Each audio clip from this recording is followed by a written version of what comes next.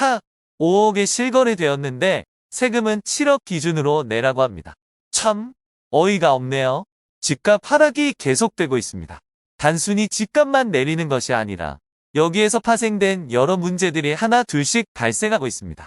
최근에는 집값 하락이 이어져서 공시가격이 실거래가보다 높은 역전현상까지 발생했네요.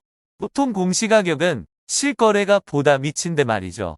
이게 말이 되나? 이렇게 되면 공시가격을 기준으로 하는 각종 세금의 부담이 커집니다.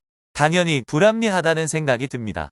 정부는 지난번에 공시가격 현실화 계획 공청회를 열고 내년도 실거래가 대비 공시가격 비율인 이른바 현실화율을 올해 수준인 71.5%로 동결하겠다는 방향을 잡았었습니다.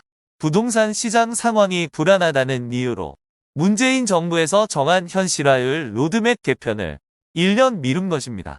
이렇게 했음에도 집값이 빠르게 떨어지면서 실거래 가격이 공시가격을 밑도는 현상까지 벌어졌습니다.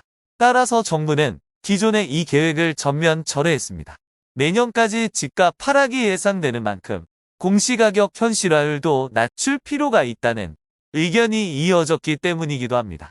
그래서 정부가 공시가격 현실화율, 시세 대비 공시가격 비율을 2020년 수준으로 낮추는 방안을 검토합니다.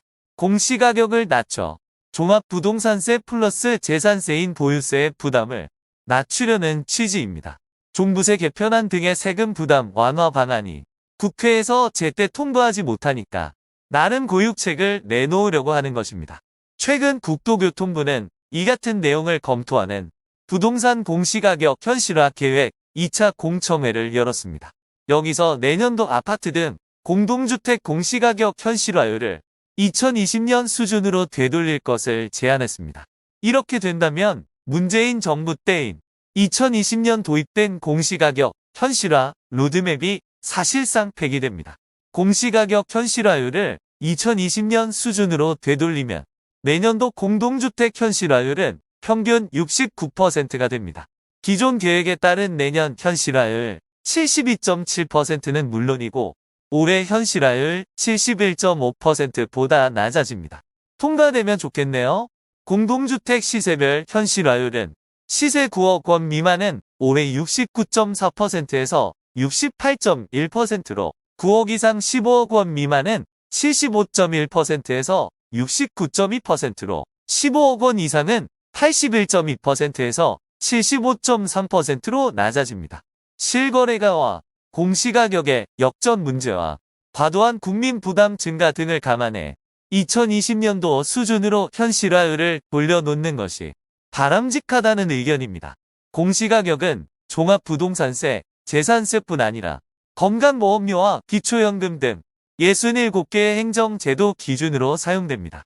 따라서 그만큼 중요한 가격입니다. 부동산이 떨어지는 등의 추세를 감안해 시세 14억 원까지 특별공제, 지난해 공시가격 반영 등을 추진했지만 국회에서 관련 법안이 통과되지 못해 모두 무산됐습니다. 공시가격은 시세와 연동되며 움직이는 기준이기 때문에 시장 상황 때문에 정책 방향이 바뀌어서는 안 되겠죠. 과도한 세 부담이 문제라면 공시가격이 아니라 세율, 과세표준 등을 조정하는 방법도 있습니다. 정책 일관성 측면에서는 바람직하겠죠. 어쨌든 국회 상황 때문에 공시가격 제도가 누더기처럼 되고 있습니다. 정부는 빠른 시일 내로 공시가격 현실화 계획을 확정해 주시길 바랍니다. 그렇게 되면 재산세와 종합부동산세 산정의 기준이 되는 공시가격이 내년에는 집값 하락분보다 더 많이 내리게 될 것입니다. 정부의 정책 방향성은 확실하게 정해졌으니 추이를 계속 잘 지켜보시기 바랍니다. 여러분의 성공을 진심으로 응원합니다. 아래 메일 주소로 보내주시면 빠르게 답변 드리겠습니다. 네이버 카페에 오시면 더 많은 정보를 확인하실 수 있습니다.